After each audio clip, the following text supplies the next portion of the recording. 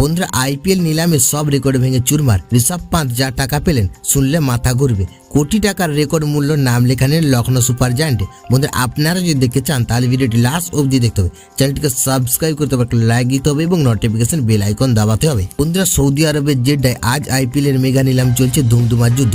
গতবার প্যাট কামিন্সের রেকর্ড কয়েক মিনিটের মধ্যে ভেঙেছিল মিচেল স্টার্ক।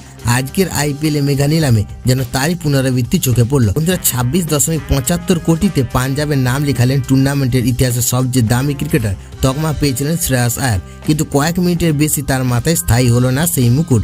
কেড়ে নিয়ে গেল ঋষভ পান্ত। বন্ধুরা পান্ত এখন অস্ট্রেলিয়ার বিরুদ্ধে ভারতীয় সিরিজের প্রথম টেস্ট খেলছেন। তবে এই সুখবর হয়তো তার কানে পৌঁছেছে নিশ্চয়ই।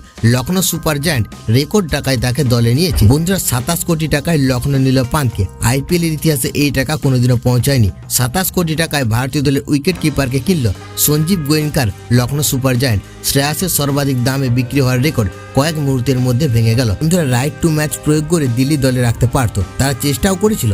20.75 কোটি টাকা পর্যন্ত দিল্লি রাইট টু ম্যাচ পদ্ধতি ছিল, কিন্তু আচমকা সঞ্জীব গোয়েঙ্কার 27 কোটি টাকা দাম করে দেয়, ফলে দিল্লি নিজেদের সরিয়ে নেয়।